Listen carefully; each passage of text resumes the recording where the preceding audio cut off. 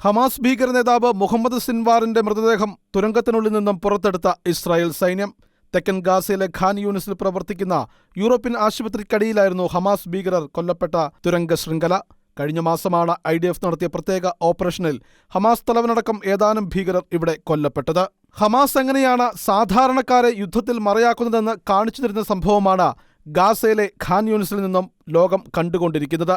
ആശുപത്രികൾ, സ്കൂളുകൾ, മസ്ജിദുകൾ, സാധാരണക്കാർ താമസിക്കുന്ന സ്ഥലങ്ങൾ തീവ്രവാദ പ്രവർത്തനങ്ങൾക്കായി ഉപയോഗിക്കുന്നുവെന്ന് കാലങ്ങളായി ഇസ്രായേൽ പറയുകയും തെളിവുകൾ സഹിതം പുറത്തെത്തിക്കുകയും ചെയ്തിട്ടുണ്ട്. ഗാസയിലെ ഖാൻ യൂനിസിൽ പ്രവർത്തിക്കുന്ന യൂറോപ്യൻ ആശുപത്രിക്കടിയിൽ തുരങ്കത്തിൽ സൈന്യം നടത്തിയ രഹസ്യ ഓപ്പറേഷനിൽ ഹമാസ് തലവനായ കൊല്ലപ്പെട്ട മുഹമ്മദ് സിൻവാർ ഒപ്പം നിരവധി ഹമാസ് ഭീകരരും കഴിയുന്നുണ്ടെന്ന ഷിൻബെറ്റിന്റെ രഹസ്യ വിവരത്തിന്റെ അടിസ്ഥാനത്തിലാണ് സൈന്യം ആശുപത്രിക്കടിയിലെ തുരങ്ക ശൃംഖല ലക്ഷ്യമാക്കി ബങ്കർ ബസ്റ്റർ ബോംബ് വർഷിക്കുകയും മുഹമ്മദ് സിൻവാർ ഉൾപ്പെടെയുള്ള ഭീകരരെ വധിക്കുകയും ചെയ്തത്. ഇസ്രായേൽ പ്രധാനമന്ത്രി ബെഞ്ചമിൻ നെതന്യാഹുവാണ് ഇക്കാര്യം ഇസ്രായേൽ പാർലമെന്റിൽ വെളിപ്പെടുത്തുകയും സ്ഥിരീകരിക്കുകയും ചെയ്തത്. ഇപ്പോൾ മുഹമ്മദ് സിൻവാറിന്റെ ഉൾപ്പെടെയുള്ള മൃതദേഹം സൈന്യം പുറത്തെടുക്കുകയും ചെയ്തിട്ടുണ്ട്. ആശുപത്രിയിലെ അത്യാഹിത വിഭാഗത്തിന് തൊട്ടുതാഴെ സൈന്യം തുരങ്കത്തിലേക്ക് വലിയ രീതിയിൽ മണ്ണ് നീക്കം ചെയ്യുകയും മൃതദേഹം പുറത്തെത്തിക്കുന്നത് ദൃശ്യങ്ങളിൽ വ്യക്തമാണ്.